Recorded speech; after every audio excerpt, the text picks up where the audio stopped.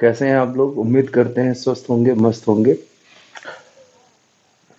आज मित्रों हम लोग बात करेंगे कि conquest of British in India, जो भारत पर अंग्रेजों की जो विजय है उस पर हम बात करेंगे। और इसके कई एस्पेक्ट्स हैं, कई चीजें हैं, उस पर हम डिस्कस करेंगे।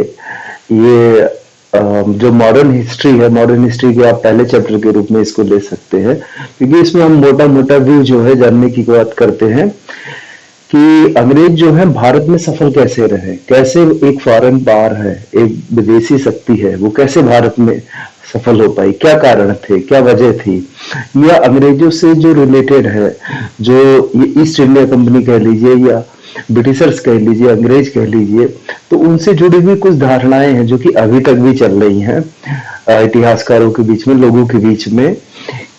उन पर भी हम लोग एक एक करके बात करेंगे। तो सबसे पहले हम बात करते हैं कि जब अंग्रेज यहाँ भारत में जीतने की शुरुआत कर रहे हैं, जब जीत रहे हैं, तो उस टाइम पे भारत की सिचुएशन क्या है। जैसा कि आप सभी लोगों को मालूम है कि जो ईस्ट इंडिया कंपनी है, एक्चुअली में 31 दिसंबर सन 1600, 31 दिसंबर 1600 को ये क्या करते हैं, एक जीओ इनको मिलता है, जिसे गवर्नमेंट ऑर्डर कह सकते हैं, राजाज्ञा कह सकते हैं। वो महारानी के द्वारा मिलता है कि आप क्या करते हैं, इंडिया में जो है व्यापार करने के लिए आपको को परमिशन है, आपको लाइसेंस मिलता है। ये लोग कंपनी फॉर्म करते हैं, कई लोग मिलते हैं और शेयर्स होते हैं, शेयर होल्डर्स होते हैं कंपनी के, और वो व्यापार करने के लिए इंडिया में आते हैं। अच्छा, उससे पहले है कुछ शक्तियां हैं, कुछ फॉरेन पावर्स हैं, यूरोपियंस हैं, वो ऑलरेडी यहाँ पे अपना व्यापार कर रहे थे, जिसमें कि पुर्तगाली हैं, पोर्टुगीज है, ठीक है, और आपके जो डच हैं, डच भी ऑलरेडी यहाँ पर पहले से काम कर रहे थे। अब जब वो, लेकिन अभी तक वो लोग व्यापार कर रहे थे, अभी वहां पर कोई विजय वाली बात नहीं थी। लेकिन जब ये विजय वाली बात है, जहां पे अगर हम ध्यान दें तो 1700 तक यहाँ के किसी भी युद्ध में अंग्रेज जो है वो, या ईस्ट इंडिया कंपनी का है, तो वो सम्मिलित नहीं हो रही है।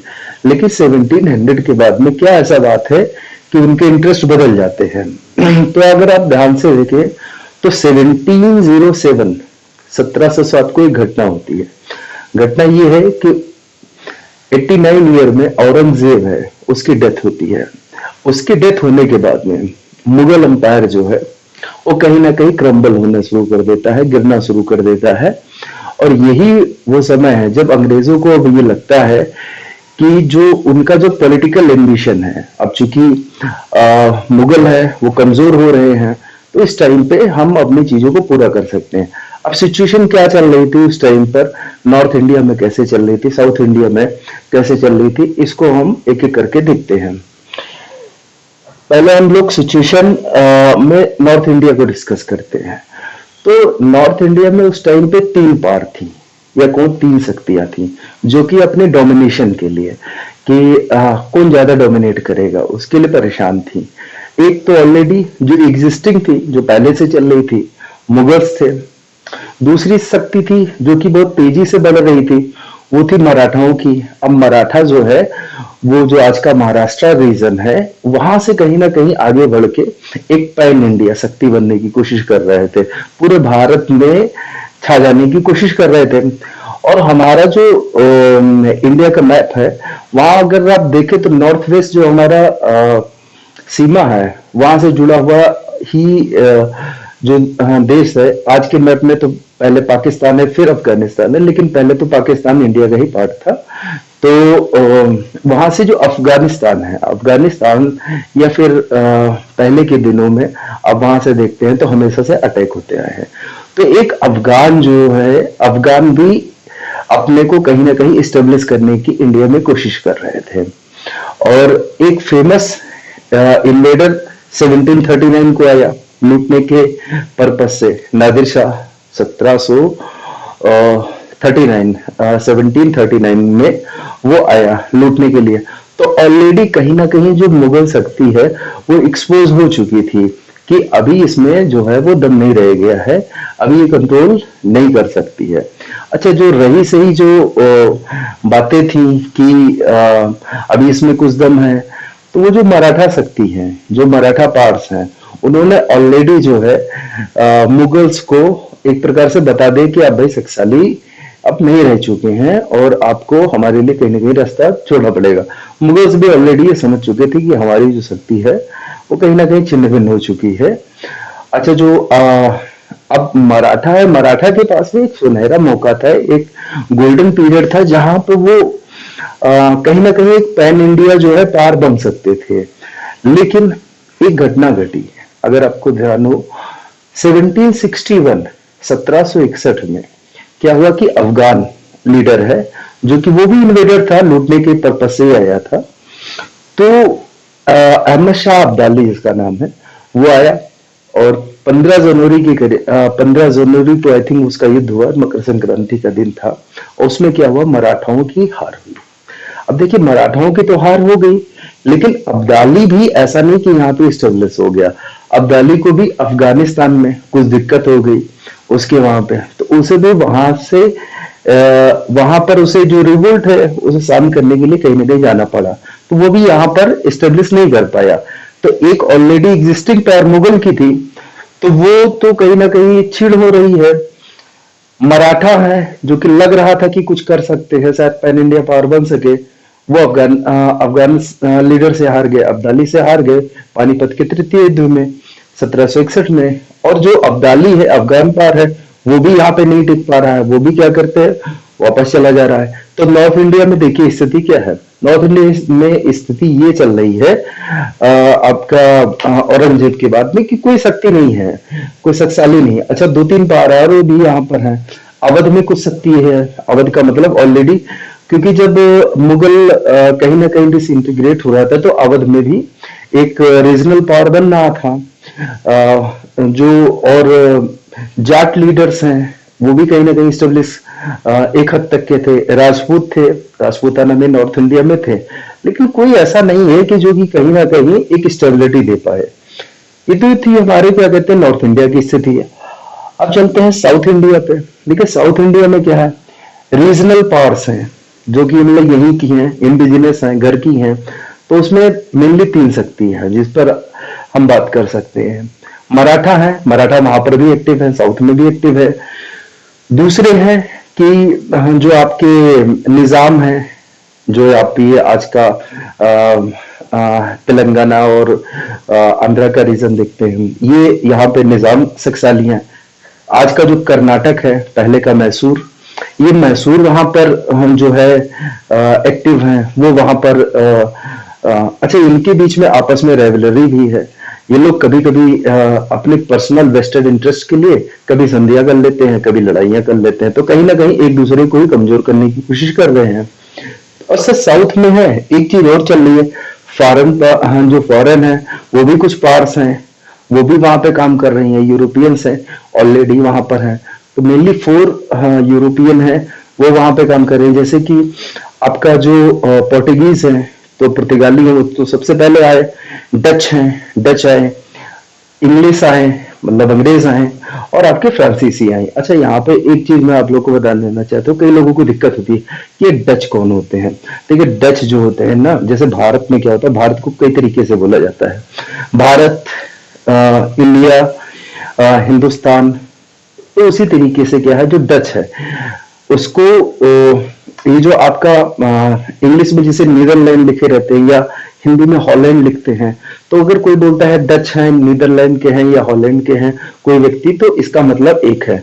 अच्छा, एक छोटी सी जानकारी इससे अलग ये है कि जो डच है, पहले कभी किसी समय में जो जर्मनी है, जर्मनी के भी एक बहुत बड़े पार्ट को डच में ही के लोगों को डच ही बोला जाता था, वहां के रहने वाले लोगों को। और जो आपका नीदरलैंड है या हॉलैंड जिसे आप कह सकते हैं, उनको तो बोला ही जाता था। तो ये था डच। तो पोर्टुगीज है वहां पर, डच है, इंग्लिश है, और आपका फ्रांसीसी हैं, जो फ्रेंच के लोग हैं। अब इसमें क्या है, इनके बीच में आपस में भी स्ट्रगल है। अब उसमें आप देखिए तो क्या है कि जो फाइनली है, फाइनली क्या होता है, सेटल कौन हो पाते हैं, सेटल जो है दो शक्तियां हो पा रही हैं। छोटे छोटे रीजन के इंडिया में कहीं ना कहीं पड़े हैं, लेकिन जो शक्तियां हैं केवल दो बचती हैं। एक फ्रेंच जो शक्ति है वो बचती है, और एक इंग्लिश जो है, अंग्रेज है, वो होता है। और फिर आप जानते हैं जो कर्नाटक है, कर्नाटक के जो युद्ध होते हैं, जैसे कार्नेटिक वार बोलते हैं, तो उसमें होता तीन लड़ाइयां होंगी उसमें, और उसमें फाइनली जो है विक्टोरियस कौन रहेंगे, वो इंग्लिश हो जाएंगे, इंग्लिश जो है जीत जाएंगे। और जो आपके डच हैं, डच ऑलरेडी जो है पोर्टुगीज को कहीं ना कहीं इंडिया से भी बाहर करते हैं। और ये जो स्पाइस आइसलैंड जिसे उस समय बोला जाता था, जो कि आज का इंडोनेशिया है, पहले का सिलोन है, श्रीलंका, यहाँ से बाहर करके वो अपना फोकस जो है कहीं ना कहीं जो पोर्टुगीज को हरा के जो डच हैं वो ये आपका आज का जो इंडोनेशिया है वहां पे सेटल हो जाते हैं, वो अपना इंडिया छोड़ देते हैं। छोटे से पार्ट में केवल इंडिया के रहते हैं, बाकी वो इंडिया को छोड़ चुके हैं। दो शक्तियां थी, दो में से एक विक्टोरियस हो गई। तो ये तो थी साउथ की कंडीशन चल रही थी। अच्छा, ये जो आपके अंग्रेज हैं, अंग्रेज जीत क्यों गए, मतलब ऐसी कौन सी बात इसमें थी कि ये यहाँ पर आए, इतनी दूर आए और जीत गए और यहाँ के लोगों को हरा दिया। तो कुछ कारण है, कुछ रीजन है, बिना रीजन के तो कुछ देखिए कोई सफल नहीं होता है। तो कुछ रीजन है जिस पर कि हम डिस्कस कर सकते हैं। देखिए पहला तो क्या है, पहला रीजन क्या है, उनका मिलिट्री पावर। जो उनका मिलिट्री पावर में देखिए सब आता है, वो चाहे आज का जो एयरफोर्स है, नेवल है, आर्मी है, सब आता है। तो पहले तो एयरफोर्स नहीं था, तो लेकिन नेवल और जो कि आर्मी है वो आती है। तो उनके जो मिलिट्री पावर्स, उसमें उनकी जो मिलिट्री टैक्टिक्स है वो अच्छी हैं, उनके वेपन्स हैं वो अच्छे हैं, नेवल पावर जो उनको है वो उनको अच्छा सपोर्ट कर दे रहा है। जब भी क्या कहते हैं, कभी ये होता है कि चीजों को जो पोर्ट्स हैं, जो सी पोर्ट से उनकी कनेक्टिविटी अच्छी है। तो बाहर से कोई भी सामान उनको आना होता है या यहाँ से भेजना होता है, तो वो उनको बहुत अच्छा मदद कर रहा है। उनका जो कम्युनिकेशन सिस्टम है, क्योंकि उनके बहुत सारे जो आपका ब्रिटिशर्स ऑलरेडी के इंडिया में ही उस समय रूल नहीं कर रहे थे, बहुत जगह पे काम कर रहे थे। तो उनका जो कनेक्शन है, चाहे नेवल के द्वारा या मिलिट्री के द्वारा, उनका जो आपसी जो अंडरस्टैंडिंग है वो काफी अच्छी है। तो अच्छा, हमारे यहाँ पे क्या है, हमारे यहाँ पे उस टाइम पे क्या है कि टेक्नोलॉजी है, टेक्नोलॉजी पर किसी का कोई ध्यान उस टाइम पे खास था नहीं। मुगल्स भी कहीं ना कहीं मिडविल टाइम के जो वेपन्स है वो भी यूज कर रहे थे। कुछ लोगों ने कोशिश किया ये उस समय, जैसे मराठा है, मराठाओं ने कोशिश किया, निजाम ने कोशिश किया, मैसूर ने किया। आपने टीपू सुल्तान के बारे में सुना होगा कि पट्टनम में उसने जैकोबिन क्लब की स्थापना की, फ्रांसीसियों द्वारा क्या कहते हैं उसने मदद लिया, ट्रेनर्स लिए, यूरोपियन ट्रेनर्स आए। लेकिन ये एक प्रकार का केवल इमिटेशन था, एक प्रकार क्या आप नकल कर रहे हो, आपके पास में कोई ओरिजिनल चीज नहीं है, जो कि आप इनोवेटिव कोई चीज नहीं है जहां पे आप किसी से आगे रहे। तो ऑलरेडी यूरोपियन पावर है वो कुछ कर रही है, आपके उसका इमिटेशन करो तो आप उनसे कई साल ऑलरेडी पीछे हैं उनकी टेक्नोलॉजी में चीजें। तो ये जो मिलिट्री पावर है, मिलिट्री पावर एक हम जो है एक मेजर रीजन के ले सकते हैं कि ये उनके सक्सेस का एक बहुत बड़ा कारण। अच्छा, दूसरा क्या है, मिलिट्री और सिविल डिफेंस। मिलिट्री और सिविल का जो है डिसिप्लिन है। अभी उनके में क्या है, क्या था, जैसे आज हम मॉडर्न आर्मीज में देखते हैं, मॉडर्न मिलिट्री में देखते हैं, क्या होता है कि यहाँ पे रिगोरियस जो है वो ट्रेनिंग होती है। ट्रेनिंग के बाद में ही आपको कोई कमांड दिया जाएगा, आपको कहीं युद्ध में भेजा जाएगा, या जो होगा आपको रेगुलर सैलरी मिलती है। तो आजकल के मॉडर्न सिस्टम में तो ये है, लेकिन पहले के इंडियन सिस्टम में ऐसा नहीं था। पहले क्या होता था, मेनली थोड़ा सा फ्यूडल सिस्टम था, फ्यूडल मतलब सामंतवादी व्यवस्था थी। तो उसमें क्या होता था भाई, छोटे छोटे सरदार होते थे, सामंत होते थे, किसी के पास में 10 घुड़सवार, किसी के पास में 50, किसी के पास में 100-500। और इनको आप मर्सनरी भी बोल सकते हैं, एक प्रकार से क्या है, भाड़े के सैनिक हैं, कि मतलब अभी और उनकी लॉयल्टी फिक्स नहीं है, कभी आपके साथ में है, कभी किसी और के साथ में है। और ये देखते हैं कि अगर आप जीत रहे हैं तो आपके साथ में, नहीं जीत रहे हैं तो भाग लिए वहां से। और वेपन्स है, वेपन्स ऑलरेडी क्या कहते हैं उनके पास में ठीक नहीं, जैसे कि पहले बात किया जा रहा है। तो जो डिसिप्लिन है, डिसिप्लिन नहीं है, और डिसिप्लिन नहीं है, ट्रेनिंग नहीं है, उस तरीके का कमांड नहीं है। तो अब ऐसे में क्या होता है कि आप अपने सैनिकों पे ही रिलाई नहीं कर पा रहे हैं कि वास्तव में ये हमारे साथ में लड़ेंगे कि नहीं लड़ेंगे। जैसे कि आपको मालूम है, जब प्लासी का युद्ध हुआ 1757, जो कि मतलब अंग्रेजों का पहला जो है सिंबॉलिक से हटके एक जो जहां पे उनको इस्टेब्लिश करने वाली जिसे युद्ध कर बोल सकते हैं, या फिर बाद में 1764 बक्सर का जो युद्ध हुआ, तो उसमें क्या हुआ, जो यहाँ के जो सरदार थे जो कि लड़ने के लिए साथ में आए यहाँ के भारतीय राजाओं और सुल्तानों के साथ में, वो तो भाग खड़े हुए, वहां पे तो मुक्केबाजी हुई। लेकिन यूरोपियन पावर जो थी या उनके जो सैनिक थे उनमें ऐसा नहीं होता था, वो आखिरी दम तक अपने सेना के साथ में लड़ते थे, रिजल्ट चाहे जो भी हो। तो ये डिसिप्लिन डिसिप्लिन एक रीजन था। अच्छा, इसके बाद में हम क्या डिस्कस कर सकते हैं, जैसे ब्रिलियंट लीडरशिप। जैसे कि आप लोगों ने कई नाम सुने होंगे, मैं जैसे बात करता हूँ, जैसे आपने रॉबर्ट क्लाइव का नाम सुना, क्या कहते हैं, हेस्टिंग का नाम सुना होगा, वेलेजली का आपने नाम सुना होगा, डलहौजी का नाम सुना होगा, इस तरीके के आपने नाम सुने होंगे। तो ये क्या है, यहाँ के गवर्नर गवर्नर जनरल थे। तो ये ब्रिलियंट लीडर्स थे। अच्छा, सेकंड लाइन ऑफ लीडरशिप भी इनके पास में है, चाहे वो सर आयरकूट हो, जॉर्ज कैम्पबेल हो, एल्फिस्टन हो। तो खैर इन नामों से आपको परेशान होने की कोई जरूरत नहीं है, नामों पर हम बहुत विस्तृत डिस्कस करेंगे जब इनके रोल्स होंगे कि इन्होंने अपने। अच्छा, ये ऐसा नहीं कि जो भारतीय राजा हैं या भारतीय सरकार है ये वीर नहीं है, इनमें इन लीडरशिप की कोई दिक्कत है, ये भी बहुत अच्छे लीडर्स हैं, चाहे वो पंजाब के महाराजा रणजीत सिंह हो या मराठाओं के बहुत सारे लीडर्स हैं, बालाजी विश्वनाथ से लेके बहुत सारे लोग हैं। तो नाना फडणवीस हो गए, आपके टीपू सुल्तान हो गए, हैदर अली हो गए, तो ऐसे बहुत सारे हैं जो कि जर्नल्स यहाँ पर बहुत अच्छा है। लेकिन ध्यान दीजिए कि अगर जो सेकंड लाइन ऑफ लीडरशिप है, मतलब ये तो मेन हो गए जो कि शायद अपने राज्य के लिए लड़ रहे हैं या उनके कुछ अपने पर्सनल इंटरेस्ट है या किसी से लड़ाई है, कुछ भी है।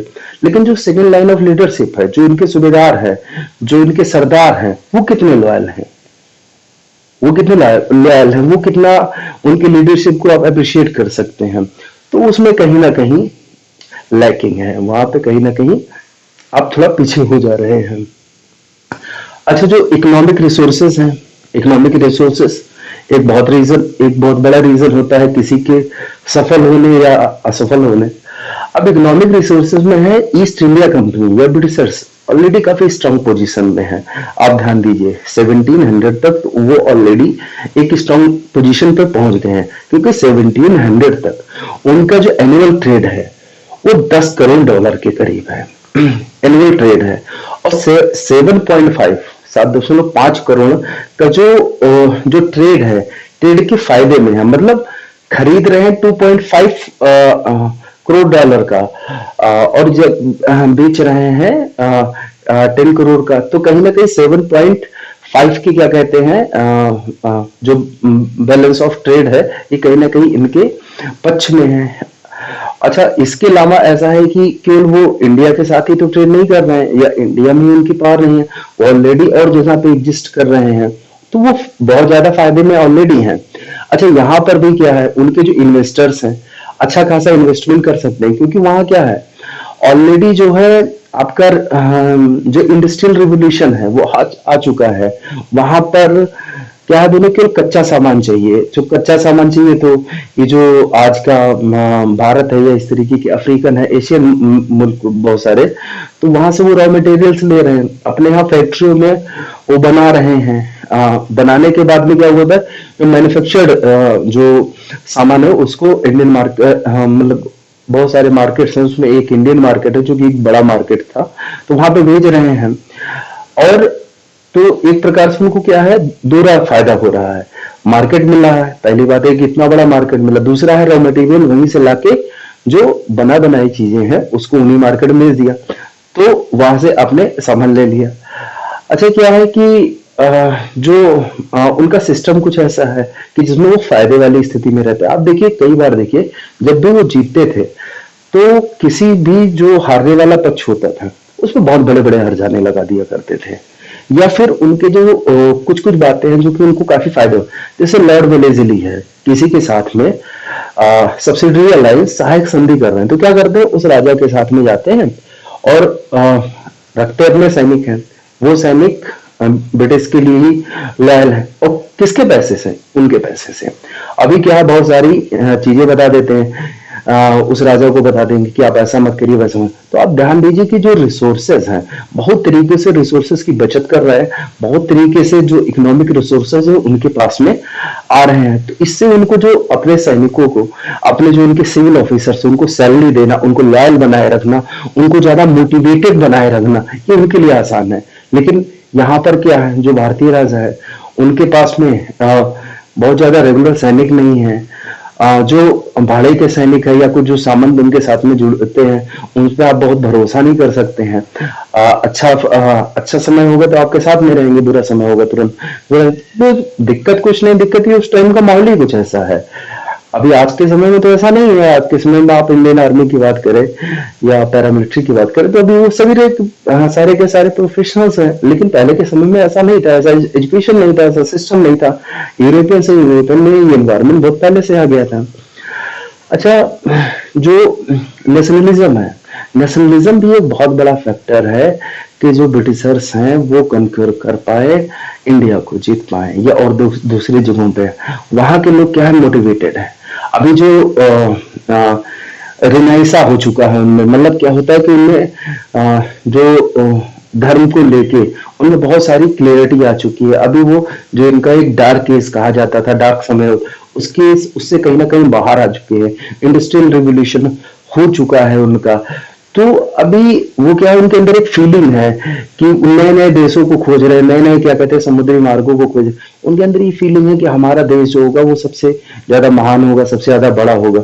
और उसमें ऑलरेडी जो यूके है, जैसे आज यूनाइटेड किंगडम बोलते हैं, आप देखते हैं कि मतलब सभी जगहों पे लगभग उनका शासन था। तो सारे तो ये एक जो नेशनलिज्म वाली बातें हैं, नेशनलिज्म वाली बातें भी उनके जीत के लिए कहीं ना कहीं बहुत महत्वपूर्ण थे। लेकिन अच्छा, हमारे यहाँ नेशनलिज्म है, हमारे यहाँ नेशनलिज्म जो मेनली जो राजाओं का रीजनल पावर्स में है, तो उनका जो वेस्टेड इंटरेस्ट है, उनका क्या है, वो अपने एक टेरिटोरियल जो भी जो बाउंड्री है, उनकी जो टेरिटरी है, अभी वहीं तक का उनका इंटरेस्ट है। एक्सपेंशनिस्ट हो भी रहे हैं तो अपने ही लोगों को, अपने ही राजाओं की कहीं ना कहीं शक्ति को कम करते हैं, अपनी शक्ति कम करते हैं, अगले की शक्ति को कम करते हैं। रिसोर्सेस का कोई बहुत अच्छा मॉडल नहीं है। तो नेशनलिज्म भी कहीं ना कहीं, अच्छा जो लोग हैं, जो आम जनता है, उन्हीं से ही क्या कहते हैं, नेशनलिज्म आती है। आप क्या कहते हैं, कुछ अच्छा करना चाहते हैं, वहां पर अगर मतलब आप रिसोर्सेस को बढ़ाना चाहते तो हैवी टैक्सेशन करेंगे, बहुत सारे जुर्माना लगाएंगे। जुर्माना लगाएंगे तो उनको लेके क्या कहते हैं, आपके जो टैक्स ऑफिसर्स हैं वो कड़ाई करेंगे, तो जनता है, जनता को और तकलीफ होगी और दिक्कत होगी। तो कहीं ना कहीं वो आपके खिलाफ में चले जा सकते हैं। आपका मैंडेट जो होता है वहां के सामंत के खिलाफ में, वहां के राजा के खिलाफ में जा सकता है। वो हो सकता है म्यूटिनी कर जाए, विद्रोह कर जाए। तो नेशनलिज्म वाली बातें भी कहीं ना कहीं जब वो आ रहे हैं, अंग्रेज आ रहे हैं, तो वो हमारे यहाँ लैकिंग है, लेकिन उनके यहाँ बहुत बेहतर स्थिति में चल रहा। अब एक बात है जहां पे मतलब यहाँ पे डिस्कस कर लेते हैं, two important debates in India and amongst historian. दो चीजें हैं जो कि भारतीयों के बीच में आज भी और इतिहासकारों के बीच में एक मुद्दा बनी हुई है। एक आज भी उस पर बहुत सारे डिबेट करते रहते हैं। वो दो फेमस डिबेट क्या है कि जो ब्रिटिशर्स हैं, जो ब्रिटिशर्स आए हैं यहाँ पर, तो उनका पहले से प्लान्ड इंटेंशन था कि वो यहाँ पर राज करने आए हैं, या फिर एक्सीडेंटल था, मतलब आए बस हो गया। एक इस पर बात करेंगे, और दूसरी बात ये करेंगे जो ब्रिटिशर्स जो रूल है, जो यहाँ तक रहे 1947 तक रहे, तो ये भारत के लिए क्या मतलब फायदेमंद था कि नुकसानदायक था, मतलब वो ब्लेसिंग था या कर्स था, एक अभिशाप था यहाँ के लिए या यहाँ के लिए बहुत अच्छा था, क्या था। तो पहले इस पर बात करते हैं कि एक्सीडेंटल था या प्लान था। तो एक इतिहासकार हैं, ब्रिटिश इतिहासकार हैं, तो वो बोलते हैं, जॉन सेली उनका नाम है, तो वो कहते हैं भाई ये ब्लाइंडली था, ये एक्सीडेंटल था, ये अनइंटेंशनल था। मतलब हम लोग ऐसा चाह नहीं रहे थे, बस ऐसा हो गया। और तो और भी उनके यहाँ इतिहासकार हैं, और भी क्या कहते हैं, कुछ उनके जर्नल्स रहे हैं, तो जिसमें आपने सुना होगा कि मतलब हम तो आए थे, ट्रेड करने आए थे यहाँ पर, लेकिन हमने देखा कि यहाँ पे पॉलिटिकल जो है सरकमस्टेंसेस ठीक नहीं है, तो हम उसको क्यों सुधारने में लग गए, और जब सुधारने में लग गए तो हमको उसी मतलब युद्ध करने पड़ा। अब युद्ध करने पड़े तो जनता है, जनता के लिए हमको फैसिलिटी प्रोवाइड करानी पड़े। मतलब अपने आर्गुमेंट देते हैं कि हम किस तरीके से यहाँ पर आए, फंस गए हैं, मतलब हमारा कोई जीतने उठने का कोई मतलब नहीं था। लेकिन अगर आप ध्यान से देखें, अगर ध्यान से सोचें, तो ऐसा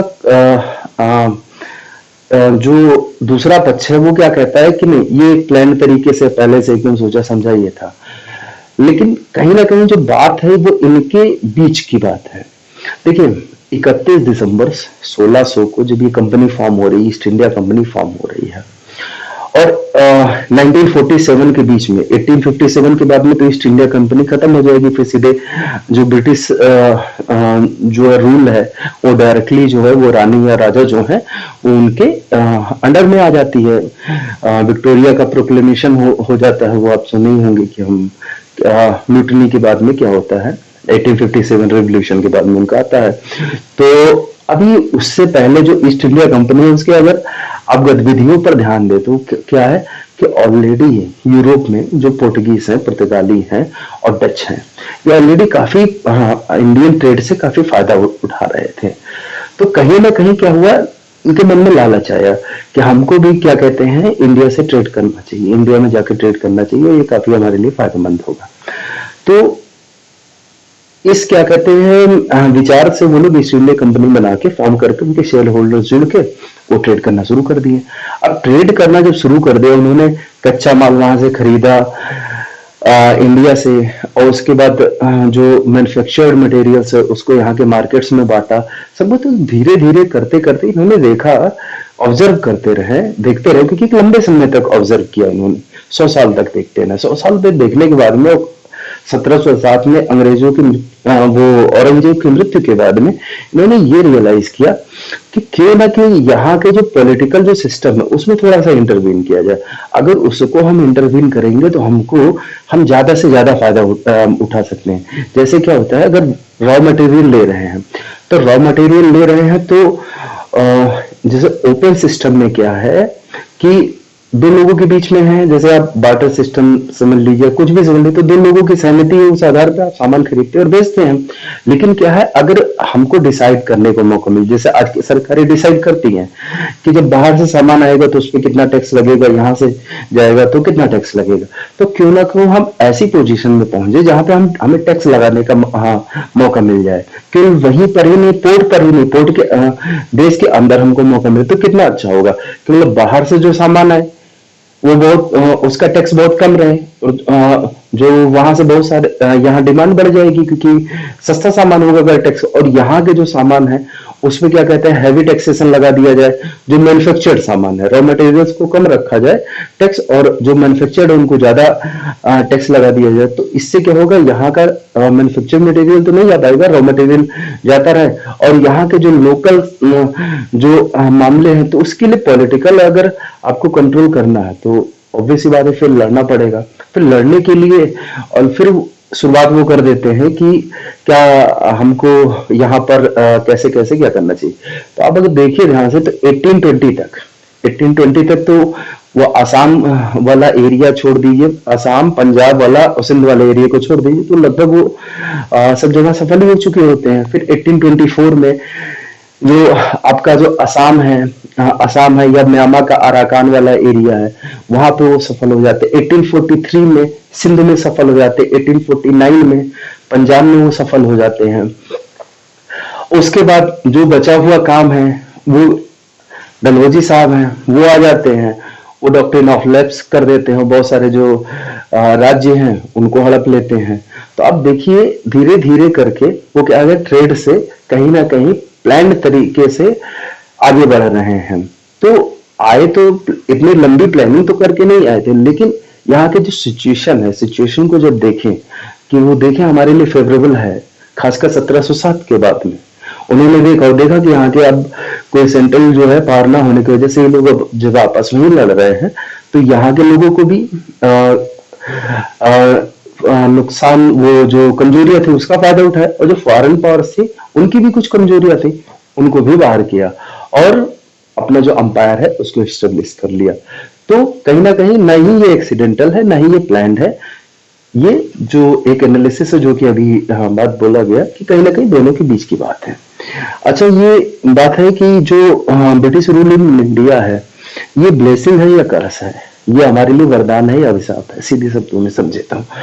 तो देखिए क्या है कि जो एक पढ़ा लिखा जो वर्ग बना, जो खासकर जब आप बंगाल में आप देखते हैं कि वहां पे एक मिडिल क्लास इंटेलिजेंट वर्ग है जो कि इंग्लिश सीखता है, तो उसे क्या होता है, शुरुआत में यही लगता है कि जो अंग्रेज हैं वो कहीं ना कहीं हमको सिविलाइज करने आए हैं। इवन देन अंग्रेज ही बोलते हैं कि ये तो व्हाइट मैन्स बर्डन है, ये तो मतलब हम जो गोरे लोग हैं हमारी तो क्या कहते हैं, ये हमारी जिम्मेदारी है, भार है हम पे कि हम इनको सिविलाइज कर रहे हैं। तो वो तो कह रहे हैं हम तो बस काम कर रहे हैं। तो एक वर्ग है इंडिया का, वो कुछ वर्ग तो आज भी है, वो कहता है कि नहीं, जो अंग्रेजों का शासन था वो कहीं ना कहीं ब्लेसिंग था।